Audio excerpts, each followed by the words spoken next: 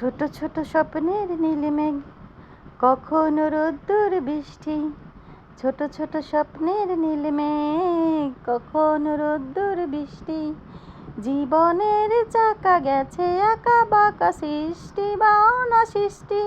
তবু এক মুঠো সুখ ছুঁয়ে গেলে ভাবি এ যেন হঠাৎ বৃষ্টি। ছোট ছোট স্বপ্নের নীল মেঘ, কখনো রোদ্দুর বৃষ্টি। এই বেড়াটার এই মাছটা খাই আমি রুফিরাইতেই পারলাম না। তো বাজার তেলে এসে বাইলা মাছ, তো বাইলা মাছের এই রেসিপি করতে গিয়ে আমার হিমশিম খাওয়ান লাগে। কেড়ে বেড়াই তরকারি দেখাইতো না, তার যা কইছি যে এটা খাইতি না, তোরা দেখার যে কেমনে খাওয়াই। তো এই মাছটা আমার জামাইয়ের এত পছন্দ, তো বেশি পায় না, যদ্দূর পাইছে সেদ্দূর ওই রাইন্দা দিতেছি। মানে সেইতে একটা পাইলে একটা মাছই বাজার তেলে মানে এত পরিমাণে পছন্দ। তা আমার আবার এই মাছটা দেখলে কেমন জানি লাগে, ভাল লাগে না। তা আজকাল ওই চিকটুনি ছায়া দিয়ে তরকারি নাই, অনেক ওইছি ফেজদের রসা করলো ফুলাফান, আবার আলুগুলো বইসরায় এলে কইছি যে আজকে একটা জিঙ্গা দিয়ে আর আলু দাঁড়াই দিয়ে দেবো, আর লগে টমেটো দিয়ে দেবো। তো দিয়ে দিছি একটু জিরা তেলের মধ্যে, আর একটু পেঁয়াজ দিয়ে দিছি। পেঁয়াজ দিয়ে এই জিঙ্গাটা আর আলুটা তেলের মধ্যে ইচ্ছা মতন বাজ্যা লইতেছি, মানে একেবারে যাতকে পর্যন্ত সিদ্ধ না হইব। সিদ্ধ হইতি না, আলুগুলো আসলে এমন সিহুন করে দেয়, তারপরে সিদ্ধ হইতেছে না। তো যাই হোক দিয়ে দিছি একটু আদা, আর ডিপের মধ্যে কাটা রাখা টমেটো আছিল। আমি আবার বেশি টমেটো আনলে করে কি ডিপের মধ্যে কাইটটা ধুয়ে দিই। পচায় মশায় লাভ কি, যেই বাজার ফরছে, বাজারের মধ্যে আগুন, শৈলের মধ্যে হইছে রোদের আগুন, সূর্যের আগুন, আর বাজার হইছে টেহার আগুন। তো টেহার আগুনের জ্বালাই বাঁচি না। তো যাই হোক জামের উঠুনে আয় করেই খাওয়াইতাম, সেই উঠুনে ফ্রিজ রাখা মাইকা কোনো মতনে ইয়া করে খাওয়াই।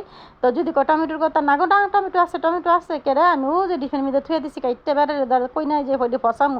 তা আমিও করি কি ফসাই না জিনিস, একেবারে মানে যাতকে পর্যন্ত খাওন যায় ভ্যাতকে পর্যন্ত খাইতেই থাই। এই বাজার জামের কথা চিন্তা না করলে হয়, একজনের কামাই। তো যাই হোক একজনের কামাই। তার এদিক দিয়ে দিছি একটু হলুদ, একটু মরিচ দিয়ে দিছি, টমেটো তো আগে কইছিল দিয়ে দিছি। তো এই দিয়ে রসা দিয়ে আজকে বাইলা মাছটা রান্ধুম। তা বাইলা মাছ আবার কয়টা আনছে কইয়া লই, আবার এসে কইবেন যে জামাইয়ের বদনামটা কই না। বাইলা মাছ আছিল 6টা না 7টা বাইলা মাছ আছিল। তো এই দিয়ে কাইটটা মাইটটা জুইটটা বুইটটা তো কইছি যে ফোলাফানে খাইলে খাক, না খাইলে না খাক, জামাইরে রান্ধা দিই। বেটা যখন শখ করে বেটারে রান্ধা দেওয়ান লাগে না। তো যাই হোক আমরা আবার মাছটি ভাজা করে লইছে আগেই, তো অনে দিয়ে দিছি মাছটি দিয়ে একটু ধনিয়া পাতা দিয়ে নামাই দিলই আমার তরকারি একবারে কমপ্লিট।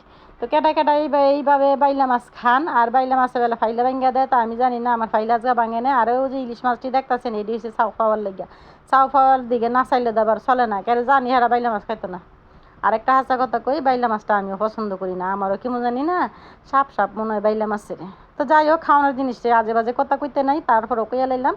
আর তরকারি একবারে কমপ্লিট হয়েছে গা, অনেক খালি ধনিয়া পাতা আর একটু জিরার গুঁড়া দিয়ে নামালাম। তো জিরার গুঁড়াটা আমি সব তরকারির মধ্যেই খাই, কেটা জিরার গুঁড়া সব তরকারির মধ্যে খায় জানায়েন। তা আমি আবার এই জিরার গুঁড়াটা সবসময় করে রাখি, যে আমার যে কোনো তরকারির মধ্যে আমার জিরার গুঁড়াটা লাগবে।